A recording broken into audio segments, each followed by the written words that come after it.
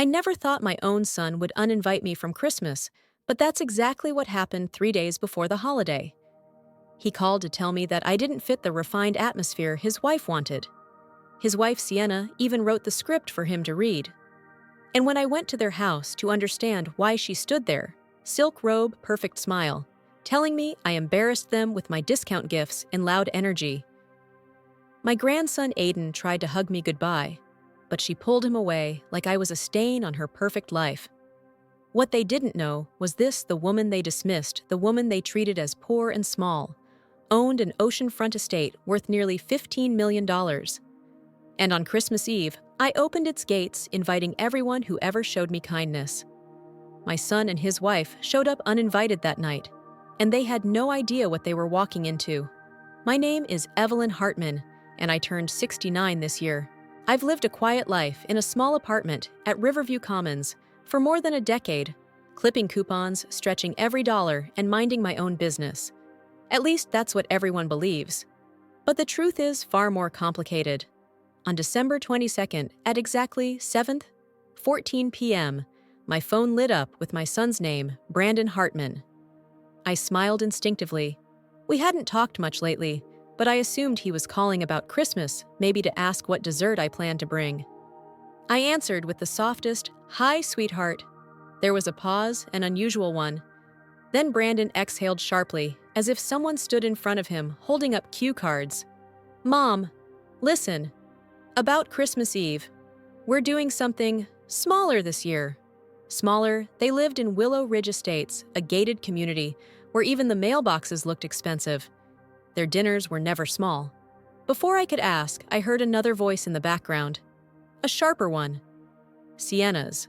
Read it exactly the way I wrote it," she whispered. My heart dropped. Brandon cleared his throat. "Mom.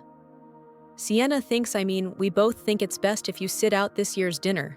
It's just immediate family." I waited for the punchline. It never came. "You're uninviting me?" I asked quietly. Brandon kept talking, but every word felt like gravel. "It's nothing personal, Mom. You know we love you. It's just, the guests this year expect a certain level of refinement, and you always bring, your casseroles," and I closed my eyes. And there it was. The sentence he didn't finish. The one Sienna probably wrote word for word. "You're embarrassed by me," I whispered. Silence. The worst kind agreement. "Sienna's parents are coming," he finally admitted. "They're very traditional. And you, well, you talk a lot, and last year you wrapped gifts in recycled grocery bags and—" "So I don't fit your aesthetic," I said, my voice shaking. He didn't deny it. He didn't say anything at all. The next morning, I decided I couldn't let this sit.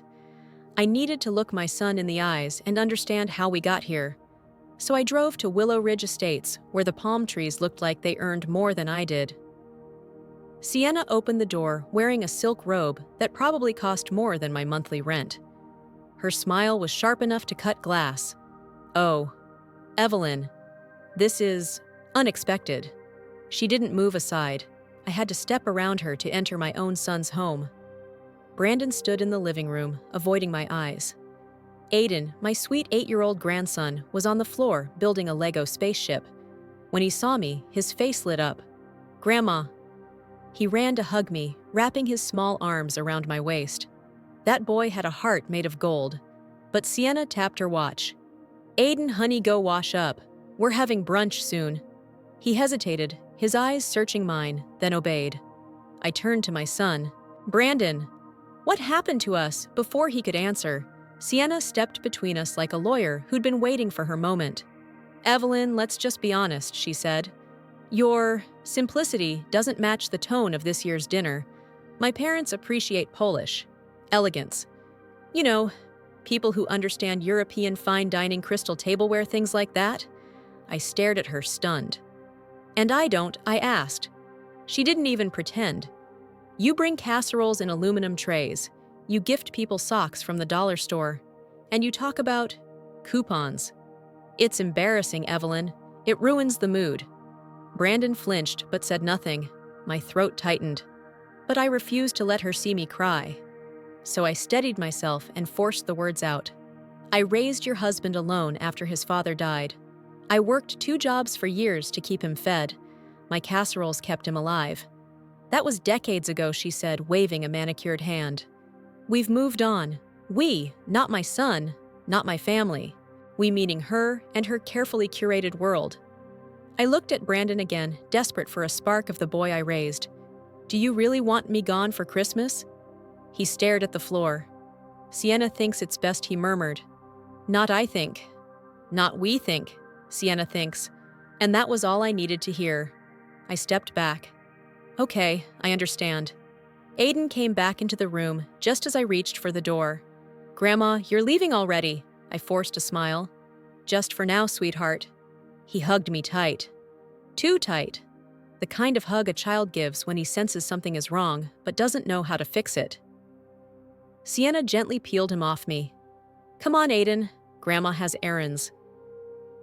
As I stepped outside, the Florida sun felt colder than winter. They thought I was small. They thought I was powerless. They thought they could push me aside like an outdated decoration that no longer matched the theme of their perfect holiday. But they had forgotten one thing.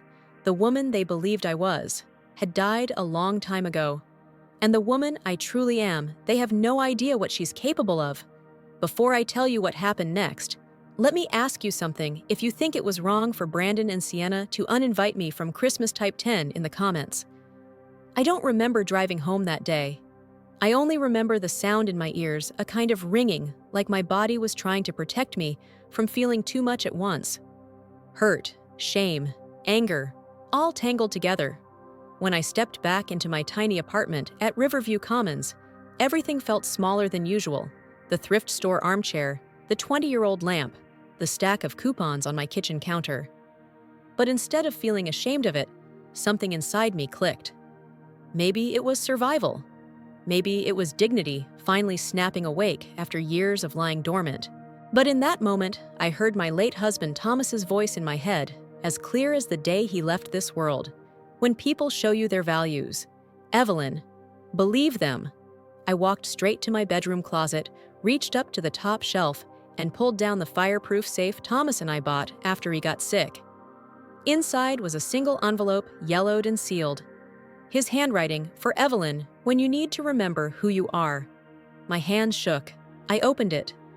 Bills of sale, investment portfolios, real estate documents, stock certificates, all tied to Thomas's financial empire, every dollar he worked for, every decision he made to secure our future.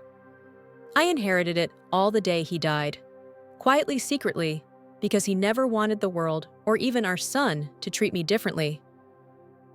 Back then, I promised him I wouldn't reveal the full truth until I absolutely had to. Well, I had to. At the bottom of the envelope was a handwritten note. If the day ever comes, when even your own blood forgets your worth, don't shrink. Rise. And just like that, the pieces slid together. I wasn't going to beg for a Christmas seat. I wasn't going to compete with Sienna's imported table settings or her crystal wine glasses. No. I was going to remind them, not with words, but with reality, that the woman they dismissed had more strength, more story, and more legacy than they ever imagined. The next morning, I drove to Seabreeze Cove, an exclusive stretch along the Florida coast, where the wealthiest families in the region lived. I parked outside the oceanfront estate that had been quietly mine for almost a year. I had planned to retire there someday. Maybe serve lemonade on the balcony, watch the gulls read books by the window. But that someday suddenly turned into now. The caretaker, Mr. Langley, looked surprised to see me. Mrs. Hartman, did you want to schedule a spring move-in? No, I said. I'm hosting a Christmas Eve dinner. 2 days from now. He blinked. For how many guests? I took a breath. As many as I can fit. I spent the rest of the morning calling people who had been pushed aside through the years, my sister Grace Whitfield, my cousin Leon, my old friend Marilyn Cooper, the neighbors who helped me when Thomas was sick, the women from the church thrift store who always invited me even when I didn't have gas money to get there. Every single one of them said yes. Most of them assumed I meant my small apartment. None of them knew they were about to walk into a seaside mansion with a marble foyer, a 14-foot Douglas fir Christmas tree, and a dining room that could seat 35. I wanted the people who truly loved me, who valued kindness over appearance, to enjoy a Christmas they'd never forget. Because love shines brightest when contrast enters the room. By noon, the estate was swarming with decorators, lighting technicians, caterers, florists, and a French private chef named Laurent Beaumont, who insisted I try his truffle risotto before approving it. The entire place glowed. Garlands draped the staircase like stars had poured down it. The chandeliers sparkled. Snow machines created the softest, dreamiest snowfall along the back terrace. But the most powerful thing wasn't the grandeur. It was the part inside me that woke up after years of being stepped on the part Thomas always believed in. The part that knew I was worth something. That night, as workers finished stringing lights across the balcony railings, I sat alone in the great room, watching the sea. My reflection floated faintly in the glass, a woman who had been ignored, underestimated, dismissed, but who was finally done shrinking. I whispered into the quiet Brandon, "You have no idea what you threw away." But as soon as the words left my mouth, guilt pricked my heart. He was still my son, even if he broke something in me when he chose pride over family. And then there was Aiden, my sweet boy who saved me a seat every Christmas, even when the adults forgot. For him, I had to stay strong. For him, I had to set an example. Never let anyone define your worth. Not family, not society, not anyone. At 11 p.m., my phone buzzed. A notification. Sienna Hartman posted a story. Just 2 days until our perfect Christmas Eve dinner. Exclusive, elegant, refined. She panned over crystal wine glasses, a European-style tablescape candles, arranged like a magazine spread. I watched it twice. Then I smiled. Not because I wanted revenge, but because I suddenly understood people like Sienna judge others based on what they can see. People like me, we judge based on what we know. And she knew nothing about me. Not yet. Before I tell you what happened when the guests saw the mansion for the first time, let me ask you something. If you think Sienna is about to get the shock of her life, type 20 in the comments. Christmas Eve arrived faster than I expected. By late afternoon, Hartman Oceanfront Estate looked like a dream pulled straight out of a holiday movie. Strings of warm lights wrapped around the palm trees, the smell of Chef Beaumont's rosemary prime rib filling the halls, and soft carols drifting from the live quartet near the staircase. The snow machines on the terrace cast a gentle white glow against the ocean. At 6 o'clock, sharp the first car rolled up. Then another. Then a small parade. My guests, my real family, stepped out of their Ubers and carpool vans wearing their best thrifted suits, Sunday dresses, and winter shawls. One by one, they froze at the gates, mouths falling open. "Oh heavens, Evelyn," Grace whispered. Did we come to the wrong address?" I stepped forward, wearing the simple navy blue gown Thomas once said made my eyes look like twilight. "No," I told them. "You're exactly where you're meant to be." They hugged me, some with tear-filled eyes, others speechless. Marilyn clutched her purse to her chest, whispering, "You've been living like this quietly all these years." "Quietly," I said. "Until tonight."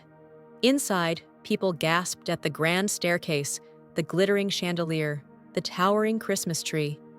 Chef Beaumont passed out truffle canapes. Someone cried at how beautiful everything was. Someone else said they'd never seen a home like this except on TV. For the first time in my life, I felt something I never expected: pride. Not in the wealth, but in finally choosing the people who valued heart over appearances. By 7 p.m., the dining room was buzzing with warmth and laughter. Aiden's small homemade ornament hung on the tree behind me, a reminder of who I was doing this for. I didn't post anything online. I didn't brag. I didn't announce my wealth. But someone else did. At 7:43 p.m., just as Chef Beaumont served the roast, Marilyn rushed to my side, holding her phone. "Evelyn, you need to see this." It was Facebook. Someone had tagged the mansion's address in a video titled "The Christmas Party of the Century at Seabreeze Cove," hosted by E. Hartman. The clip already had thousands of views. My heart sank and then steadied. If the truth wanted to come out, so be it. At 8:10 p.m., the estate's tall iron gates shook. Then my phone lit up with Brandon's name, then Sienna's, then Brandon again. 20 missed calls in 5 minutes. At 8:18 p.m., a security guard appeared beside me. "Mrs. Hartman, your son and daughter-in-law are at the gate. They're demanding to come in." The room went quiet. People stopped eating. Everyone stared at me. I inhaled slowly, letting my ribs expand, letting my history sharpen my spine. "Let them in," I said. A hush settled across the house as the doors opened and Brandon and Sienna stepped inside. They looked around as if stepping into a cathedral, eyes wide stunned, blinking in disbelief. Brandon spoke first. "Mom! What is this? What is going on?" Sienna's face was pale. "Is this your place?" "Yes," I said calmly. "It is." Sienna let out a shaky laugh. "This can't be real. You live in an apartment. You clip coupons. You buy sweaters from clearance racks. I do all those things because I like simple things," I said. "Not because I'm simple." Brandon swallowed hard. "Why didn't you tell us?" "Because I wanted to know. I said if you'd treat me with respect, even when you thought I had nothing to offer you." His eyes fell. Shame softened his shoulders. "Mom, I messed up," he whispered. "I let Sienna decide who you were. I didn't stand up for you. I didn't choose you." Sienna stepped forward. "Evelyn, I raised a hand. "This isn't about fancy dinners or polished guests," I said quietly. "It's about kindness and dignity and how you made me feel small in a world I helped build." Brandon's voice trembled. "Can you forgive me?" My answer was honest, raw, and gentle. "I can. But forgiveness isn't the same as forgetting." I glanced at the table full of friends and chosen family. And healing requires time. And change. Then I felt a tug on my dress. Aiden. His big brown eyes looked up at me. "Grandma, can I still come here?" he whispered. My heart cracked open. "You," I said, kneeling to kiss his forehead, "will always have a seat at my table. No matter what," Brandon cried. Really cried. The kind a grown man cries when he finally sees the truth about what he almost destroyed. I placed my hand on his cheek. "I'm not closing the door on you," I whispered, "but you'll have to knock with the right intentions." He nodded, tears streaming down. Sienna said nothing. For the first time, she had no script, no polish, no curated version of herself to hide behind. She simply lowered her gaze. And for the rest of the night, they didn't join the dinner. They watched from the side, witnessing what love actually looked like when it wasn't dressed in crystal and gold. When my guests finished dessert, when the lights dimmed, and when the ocean hummed against the shoreline, I felt something I hadn't felt in years. Peace. Not because I won anything, but because I finally chose myself. And in choosing myself, I gave everyone else permission to choose me back. Before I close this story, let me ask you, how did this ending make you feel? If you think I made the right decision tonight, comment 100. Tell me which country you're watching from. And please share this video so more people can hear my story.